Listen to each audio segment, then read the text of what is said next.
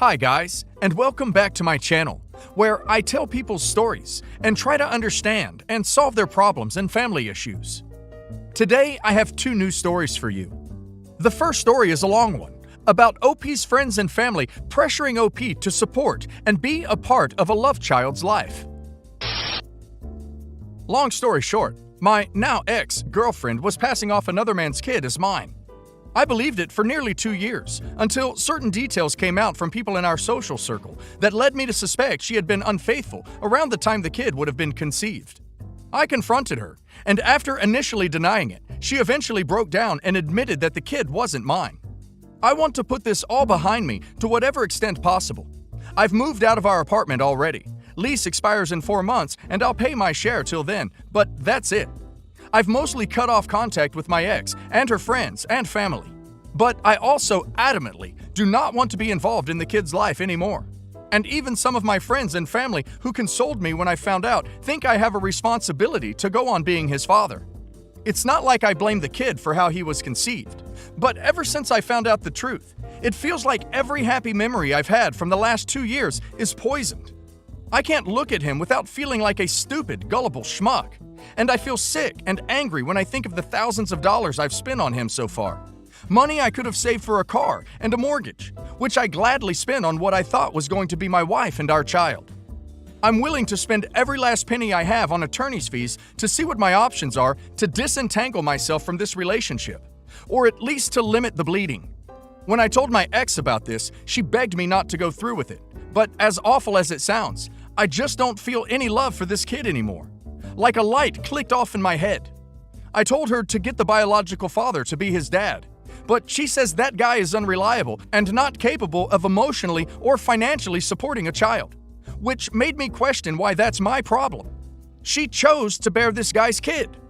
Nobody supports me in this, not even my parents, which I understand. They're distraught because the kid they thought was their first grandchild is in fact not.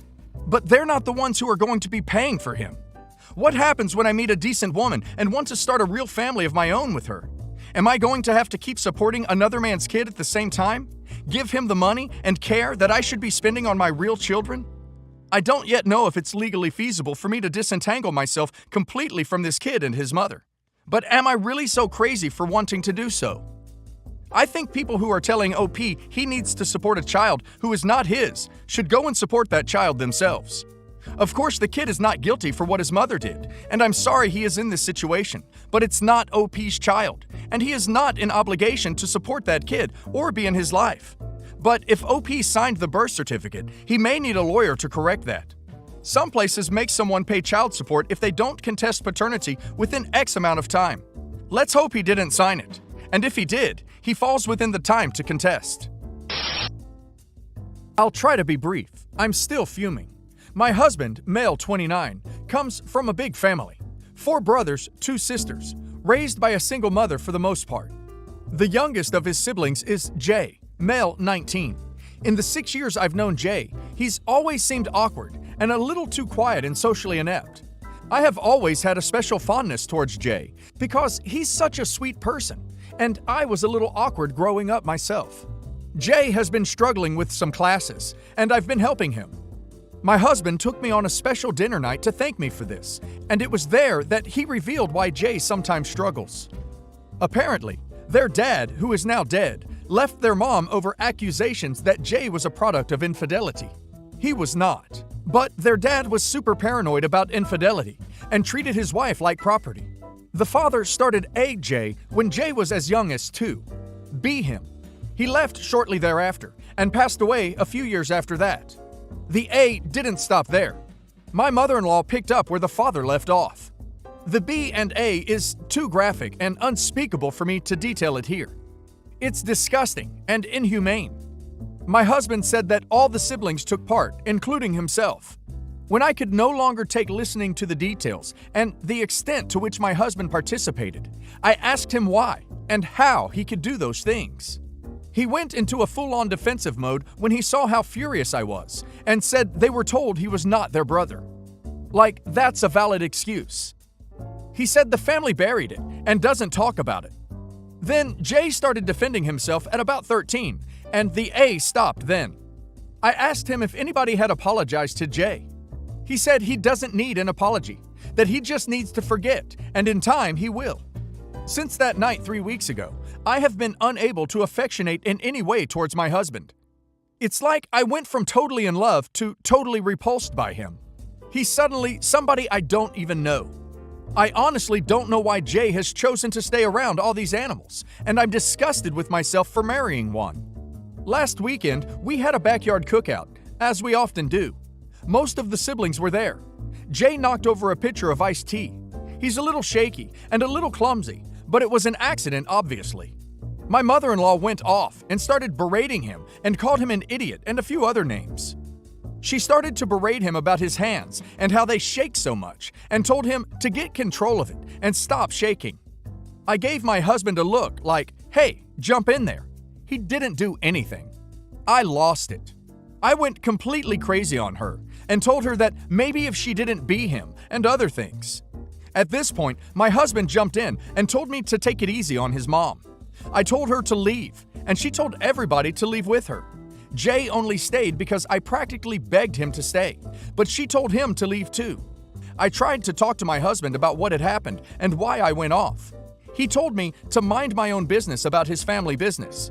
I told him to leave at this point. He reluctantly left and has been calling and texting me non-stop to forgive him.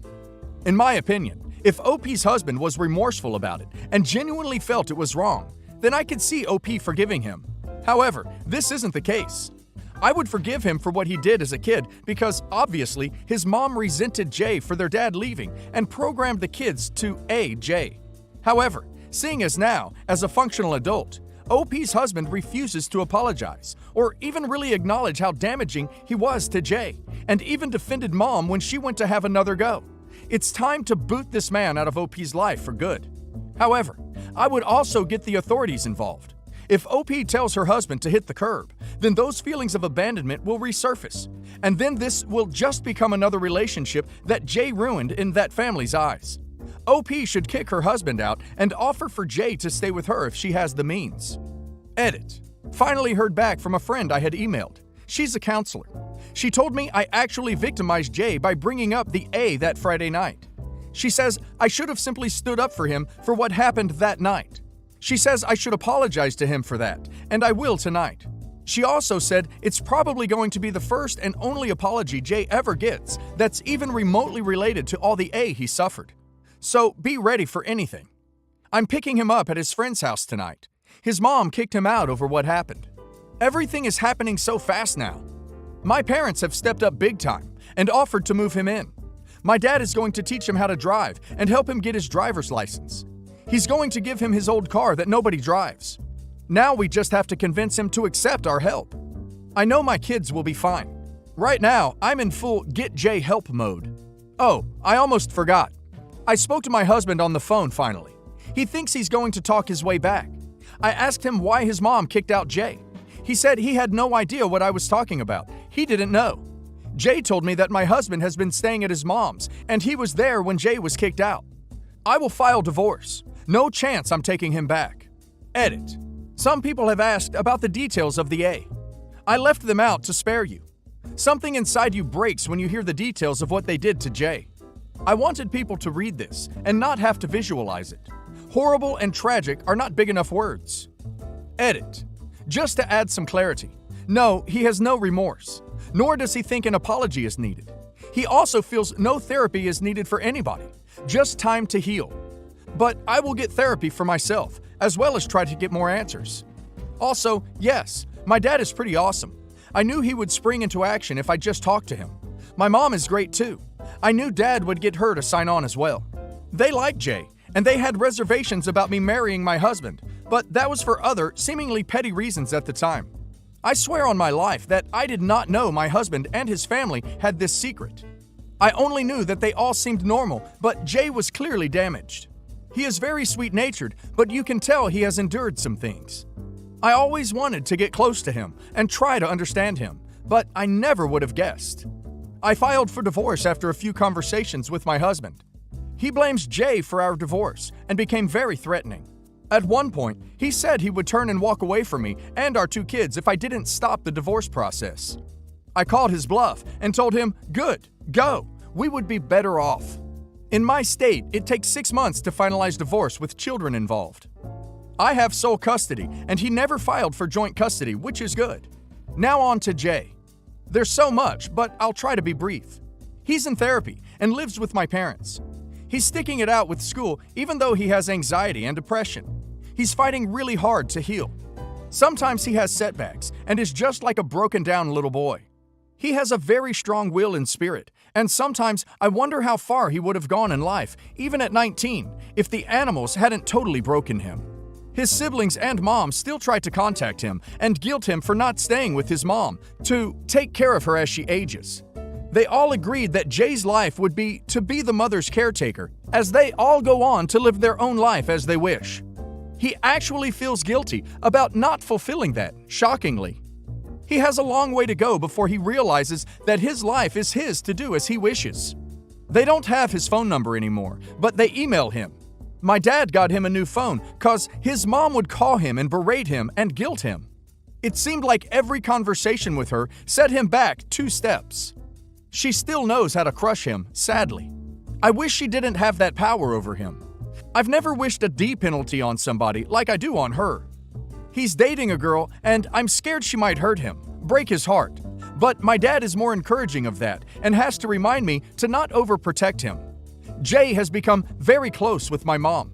He drives her grocery shopping and enjoys doing that stuff for her. My dad taught him how to drive in like 1 week.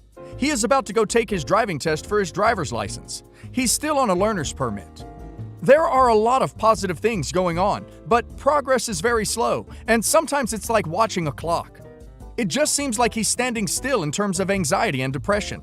I can't say too much about all that's going on, but I can say that my parents have an attorney and are going through the adoption process. I wanted this to be a more upbeat and positive update, but honestly, Jay struggles a lot. Law enforcement is now involved because some of the physical is more recent than I thought, just from his mom. He has a few scars, and he has broken bones that never healed properly because he never got medical attention. Protection orders are likely to be granted. If they are, then, according to the investigators, charges will almost be inevitable. That part of it I can't say much about, but I can say that Jay is willing to go forward with that process for now, under the guidance of his therapist. But we have been warned that he may choose to back off later. Though one cop said there is a point of no return for the DA even without Jay's cooperation. I really hope Jay's family will be punished for what they did. I'm also very happy that there are such wonderful people in the world like OP and her parents. Bless them.